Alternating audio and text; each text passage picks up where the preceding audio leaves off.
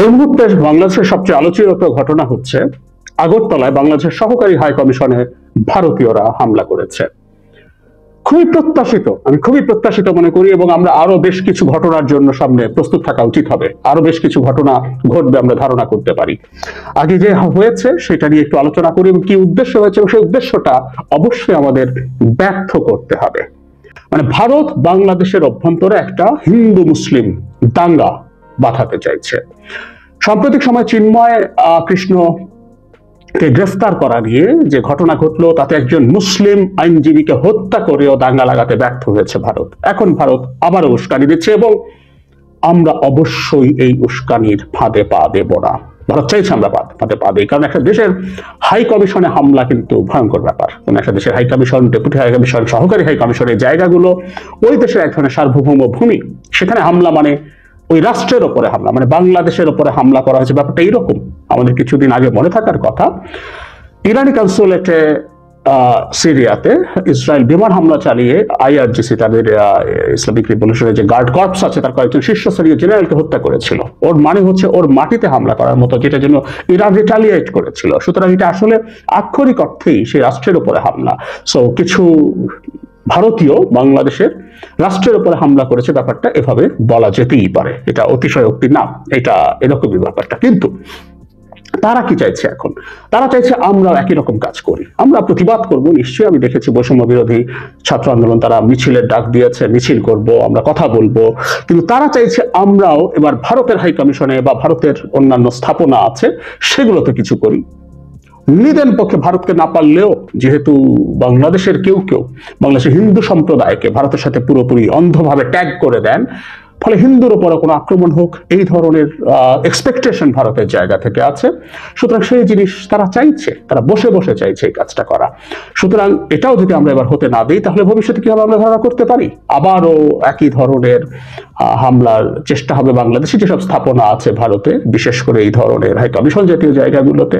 খেয়াল করবো আমরা, এটা হতে দেওয়া হয়েছে। এই রিপোর্টে আমি পড়লাম যে গত 2-3 দিন থেকে তারা মিছিল করছিল, কিন্তু এই নিরাপত্তা ব্যবস্থা নেওয়া হয়নি। নট অনলি দ্যাট, বাংলাদেশের ডেপুটি হাই কমিশন কলকাতায় ঘটনার পর বাংলাদেশের প্রত্যেকটা এই ধরনের স্থাপনায় অনেক আগেই অনেক কঠোর নিরাপত্তা নেওয়া দরকার ছিল, ব্যবস্থা করা দরকার ছিল, কিন্তু হয়নি।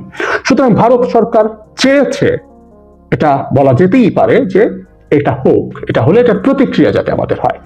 অনেক কিছু হতে পারে। অনেক বাংলাদেশি এখনো ভারতে মাঝে মাঝে যান, যদিও ভিসা একেবারে শূন্যের কোঠায়।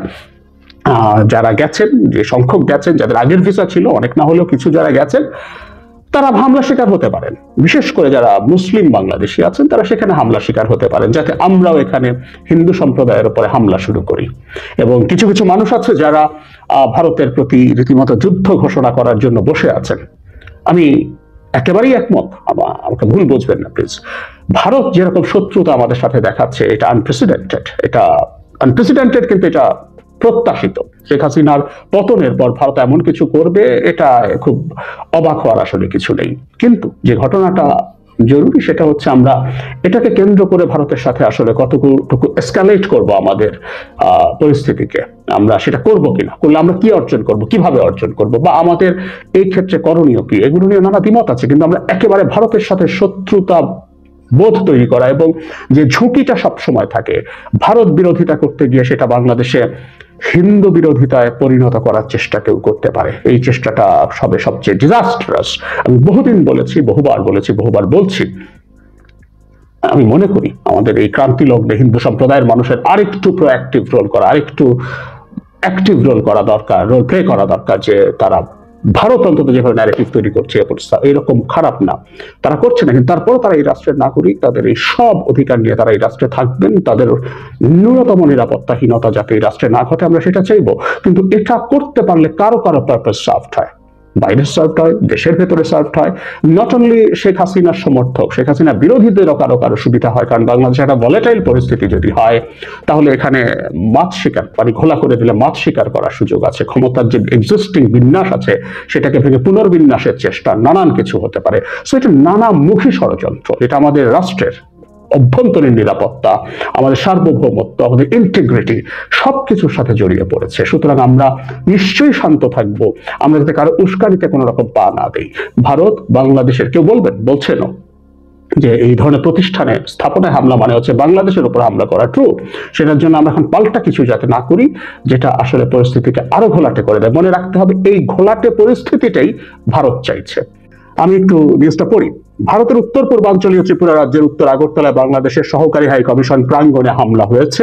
হিন্দু সংঘর্ষ সমিতি নামে একটি সংগঠনের সমর্থকরা এই হামলা চালান বলে প্রত্যক্ষদর্শী সূত্রে জানা গেছে। দুঃখজনক বলছে ভারতের পররাষ্ট্র মন্ত্রণালয়। ওখানকার এক সাংবাদিক বলেন, দুপুরের দিকে সহকারী হাই কমিশনে হামলা হয়। উনি বলেন, হিন্দু সংঘর্ষ সমিতি নামে একটি সংগঠন সমর্থকরা এই হামলা চালান। তারা সহকারী হাই কমিশনের ভেতরে ঢুকে বাংলাদেশের পতাকা নামিয়ে তাতে আগুন দেন এবং সেখানে তারা কিছুটা ভাঙচুরও করেন। কয়েকদিন ধরেই ওই সাংবাদিক বলছেন, হিন্দু সংঘর্ষ সমিতি সংগঠনের ব্যানারে আগরতলা ও এর সংলগ্ন অঞ্চলে বিক্ষোভ মিছিল করা হচ্ছিল। আজ দুপুরে তারা হঠাৎই হাই কমিশন প্রাঙ্গণে ঢুকে পড়েন।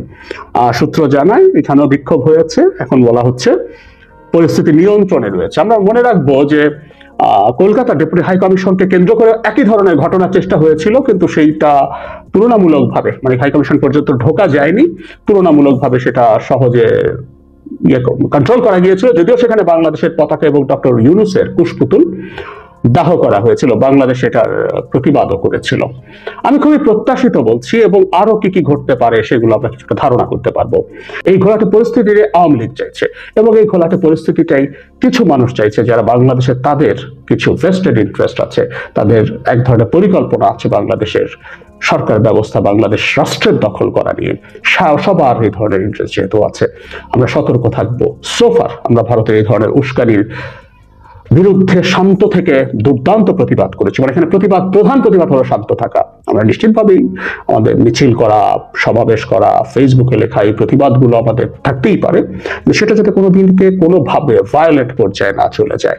খুব সতর্ক থাকতে হবে। এই সময়টা সবচেয়ে বড় প্রতিবাদ হচ্ছে শান্ত থাকা এবং শান্ত থেকে সরকারকে কাজ করতে দেয়া। আমি আশা করি, আমি বিশ্বাস করি বর্তমানে আমাদের যে সরকার আছেন তারা আমাদের এই রাষ্ট্র হিসাবে যে আমাদের সার্বভৌমত্বের প্রশ্ন, সম্মানের প্রশ্ন, আরেক রাষ্ট্রের সামনে মাথা তুলে দাঁড়ানোর প্রশ্ন, সব ক্ষেত্রেই চমৎকার ভাবে রেসপন্ড করছেন। আমরা তাদেরকে ডিল করতে দেই, আমরা দেখি এবং আমাদের প্রতিবাদ জারি রাখি এবং শান্ত থাকি, শান্তভাবে করে। প্লিজ, আমি এই কথাটা রিপিট অনেকবার হয়ে গেল, আবারও করছি, কোনোভাবেই ভারতের হয়ে, ভারতের কোনো স্থাপনা বা ভারতের সাথে হিন্দু সম্প্রদায়কে ট্যাগ করে তাদের বিরুদ্ধে কোনো আচরণ আমরা কোনোভাবেই যেন না করি, অন্তত স্টেটাসেও না বলি।